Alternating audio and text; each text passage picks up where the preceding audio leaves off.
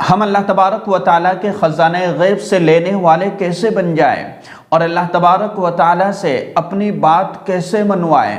تو سب سے پہلے اپنے دل کے اندر یہ بات پیدا کرنا ہے کہ اے اللہ میں بے بس ہوں، تو بے بس نہیں ہے۔ اے اللہ میں محتاج ہوں، تو کسی کا محتاج نہیں ہے۔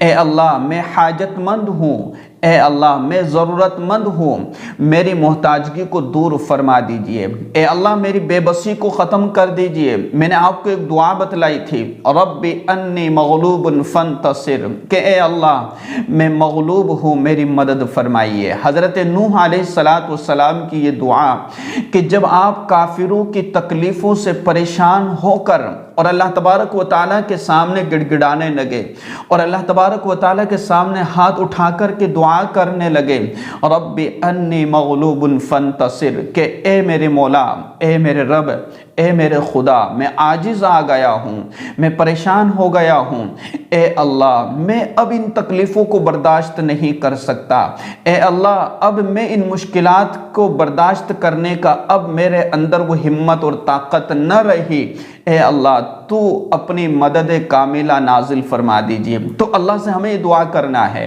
اور اللہ تبارک و تعالیٰ سے مانگنے کا اور اپنی بات منوانے کا جو ذریعہ، جو سبب ہے، وہ سب سے بہترین نماز ہے۔ اللہ تبارک و تعالیٰ نے قرآن کریم کے اندر ارشاد فرمایا، یا ایھا الذین آمنوا استعینوا بالصبر والصلاۃ، ایمان والو اللہ سے مدد طلب کرو، اللہ سے مدد مانگو، نماز پڑھو، نماز پڑھ کر کے اور اس دعا کو کثرت سے پڑھو، رب انی مغلوب فانتصر، صلاۃ الحاجہ پڑھ لو، صلاۃ التوبہ پڑھ لو، تہجد کی نماز پڑھ لو، چاہے جو سی نماز ہو ہم پڑھے، ہم فرض نمازوں کے بعد اس تسبیح کو کثرت سے پڑھے۔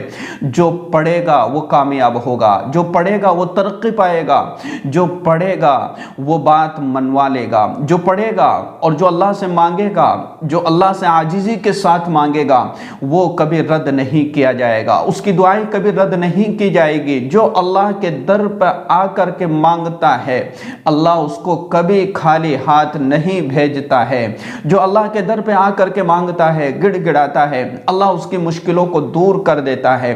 تو یہ دعا بہت جامع معنی، بڑی زبردست کمال کی دعا ہے کہ ہر فرض نماز کے بعد ہم پڑھنے کا اہتمام کریں۔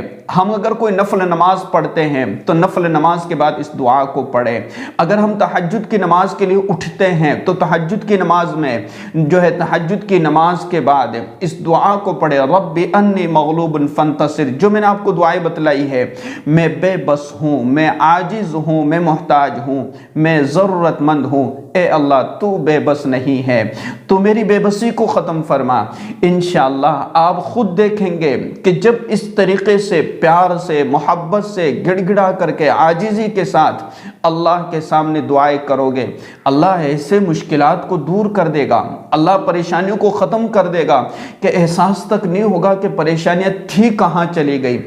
تو ان ساری چیزوں پر عمل کیجئے گا، اللہ تبارک و تعالیٰ آپ تمام کی تمام مشکلات کو دور فرمائے۔ السلام علیکم ورحمۃ اللہ وبرکاتہ۔